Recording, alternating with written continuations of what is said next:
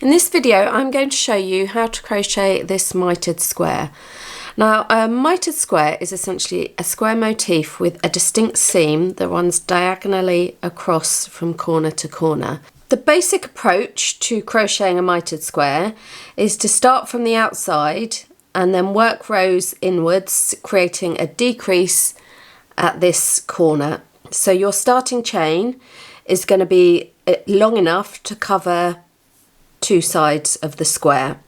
You then work in rows, decrease in that centre corner, keep going, and you kind of fill in the gaps. So these row ends here create the other two sides of the square. There are various ways you can create a mitered square. Usually or often they use single crochet because single crochet stitches are square themselves, so they're as wide as they are tall, generally speaking. In this case I've worked single crochets in the back loop only, which creates this little ridged effect. I think it gives the square a little bit more interest and texture. But you can work it just normal single crochet through both loops. You can also crochet mitered squares from the inside outwards. The advantage of that would be that you can just keep working until you reach your desired size. But more commonly, you'll see they're worked from the outside in. The advantage of that is that you can join multiple mitered squares as you go. I do also have a written and step-by-step photo tutorial for this mitered square, so you may wish to look at that in conjunction with this video. One more thing just to address before I start, this little contrast piece of yarn here, I use this as what I call a running stitch marker.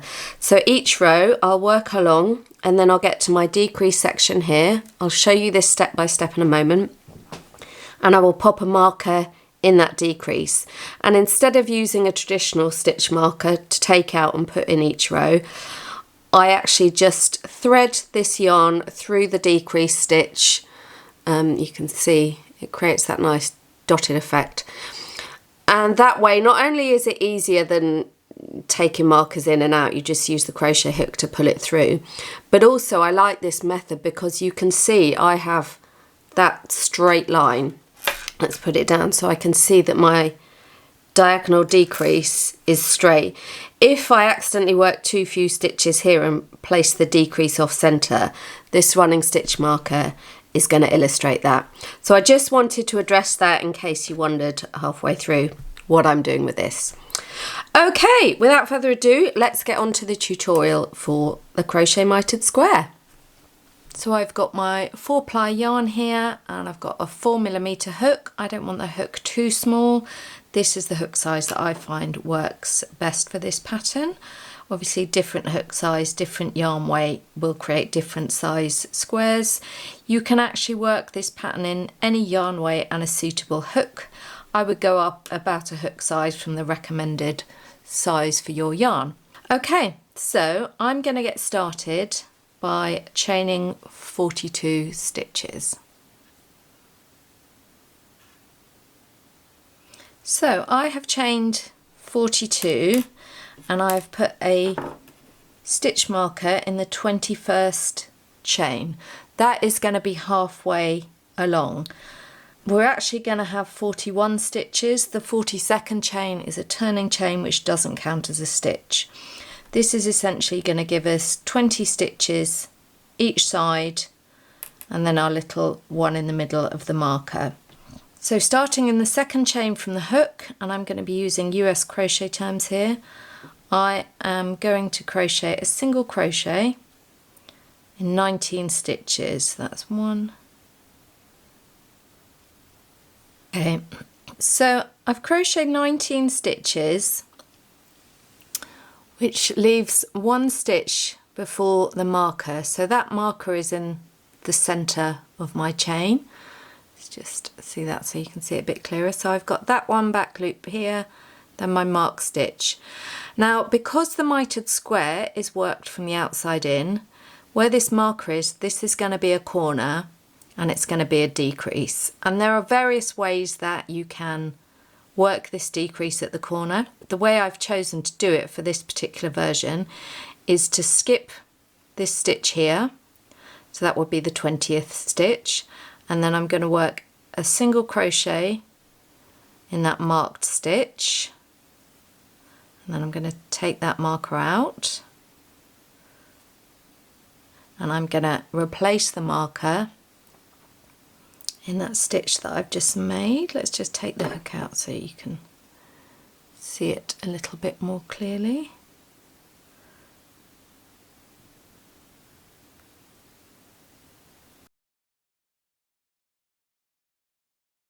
So pop my hook back in.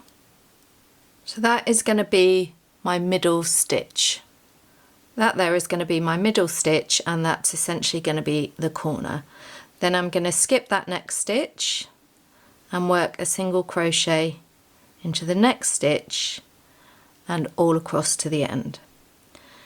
Now what I've done there is essentially to skip 2 stitches, so that is a 2 stitch decrease, which when you're working in single crochet is sufficient to give you a 90-degree corner, and that's what we're looking for in this mitered square.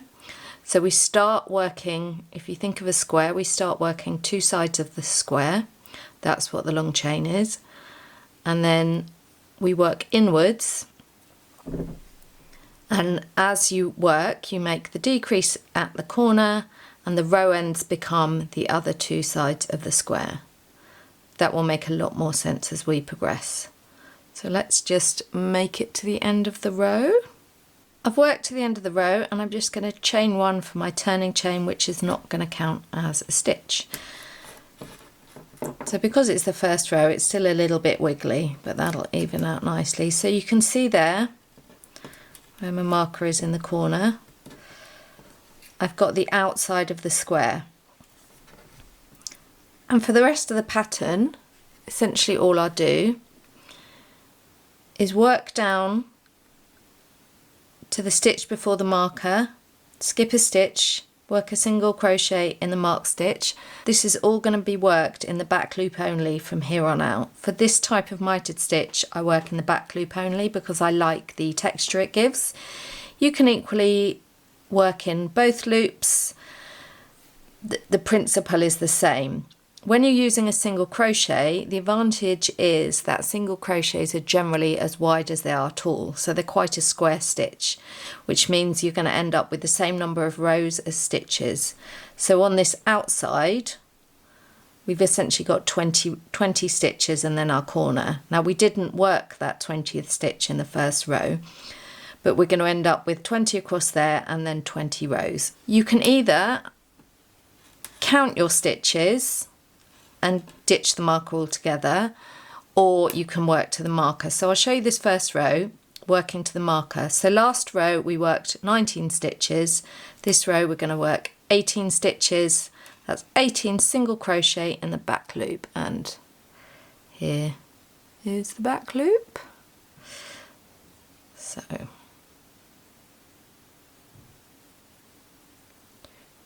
17 and 18. So you see here we then have 1 stitch there which we're going to skip, and this is the marked stitch. So let's just take that marker out. So I'm going to skip that stitch, work my single crochet in the back loop of that marked stitch. Then I'm going to skip another stitch and work a single crochet in the back loop of that next stitch. So that is my 2 stitches decreased. To finish the row, I'm going to work single crochet in the back loop all across, but I just want to show you a quick alternative to a stitch marker. So I've got this little strand of scrap yarn, and I'm going to put that in the central stitch, which is going to be this one here. So what I'm going to do is just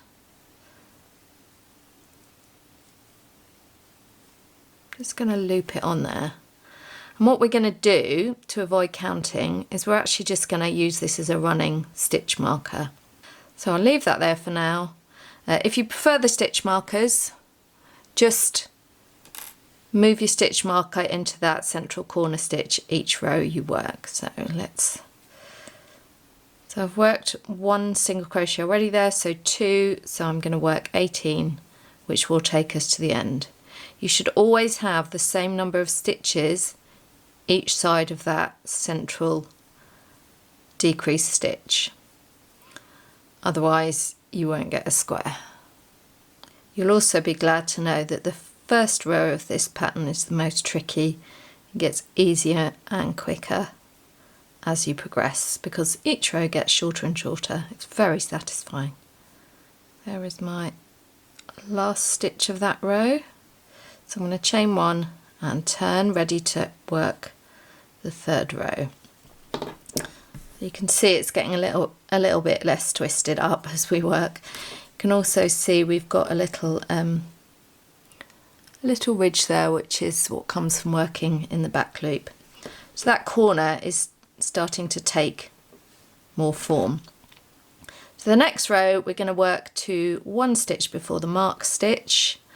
That's going to be 17 stitches. So I've chained 1, which doesn't count as a stitch, and then I'm going to work 17 single crochet in the back loop only.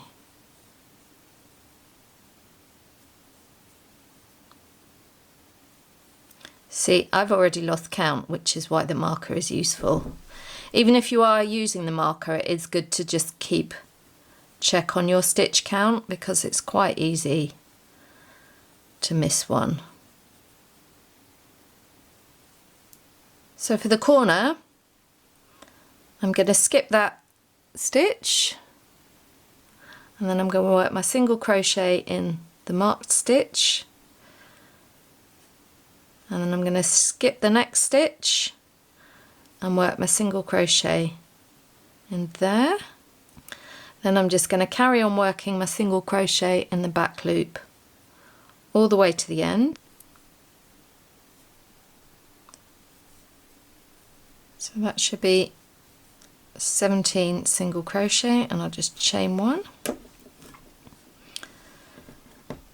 So that is my third row. So now when I turn to work the next row, let's just get this out of the way, I'm going to work 16 double crochet. You can see here that 16 will be up to this stitch here, and then I'll skip this stitch, and then you can see that white yarn is going through my marked stitch, so I will work my single crochet through the back loop, which is just there, and then I can just pull this yarn back through. So I'm going to work that row and the next row, and then I'll come back and show you how that fills out. So 16 single crochet, skip a stitch, 1 single crochet in the marked stitch, skip a stitch, 16 single crochet to the end. Then you chain 1 and turn. The next row you'll work 15, which will take you up to the stitch before the marked stitch, skip that stitch, 1 single crochet in the marked stitch, all back loop only, skip another stitch, 15 to the end, then 14, 14, 13, and so on and so forth. So I'll work a few more rows of that and come back and show you how it looks. Okay, so I have worked this down. So on the last row I had 11 stitches either side of the middle decrease stitch, and you can see how just flipping this contrast yarn in and out of the center stitch each row helps you keep track, and it really helps you see that lovely mitered seam, that mitered angle there. I've still got a little bit of curl. This is a super lovely bouncy yarn, so it does curl up a bit, but with a little bit of blocking, and once it's finished these will be held in shape, these little curls. So next row I'm going to carry on. I'll work 10, then my decrease, so 10 single crochet back loop, skip a stitch, 1 single crochet back loop, pop this running stitch marker through, skip the stitch, and then 10 single crochet back loop, then 9, then 8, then 7, then 6, 5, so on and so forth. Again, you can either count or you can just trust and work to 1 stitch before the marker, skip the stitch before the marker, work in the marked stitch, skip the next stitch and across. And I think it's fine to do that with a marker, but do just check your stitch count each time. This running stitch marker will show you usually if you go a little bit off center. That's one of the reasons I find it really useful for this type of project, because it helps show you your decrease line is straight.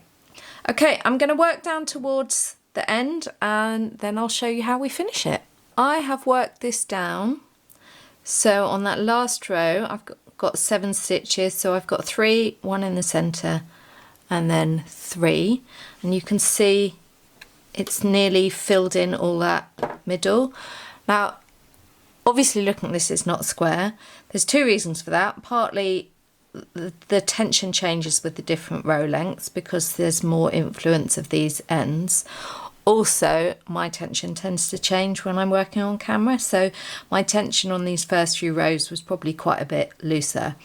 I'm not worried because I know from having made a lot of these now, as soon as I pop this into mortar and pin out on a blocking board, it's going to be fine. So I'll just show you how I finish this off. So I'm going to keep working the same way I have. So I've got 3 stitches on the previous row, so now I work 2 single crochet to the stitch before the marker, which is here, 1 single crochet back loop in the marked stitch. These are all back loops, and then 2. I'm not going to bring the marker through on these last couple of rows because there's so few stitches left, it's easy. So on the next row I am down to just 1 single crochet back loop, then I'm going to skip that stitch, 1 single crochet in that center decrease stitch, skip that stitch, and then work 1 single crochet back loop in that last, chain and turn. That means I've got 3 stitches left. So to finish, I'm going to work a single crochet 3 together in these 3 back loops. So insert hook into that first back loop, yarn over, pull up a loop, insert hook into that second back loop, that's the center decrease, yarn over, pull up a loop, insert the hook under the back loop of the last stitch, yarn over, pull up a loop, so that's 4 loops on my hook, and I'm going to yarn over and pull through all 3. Now just to secure this, I'm going to do a chain 1, pull that tight, and then I can fasten off. And there is my mitered square, but obviously it's not finished because it definitely needs a blocking, but you can see if I pull that how it's going to look. I'll go away, pop it on the blocking board and then come back to you with it. So I hope you found that useful. Please subscribe for more crochet goodness.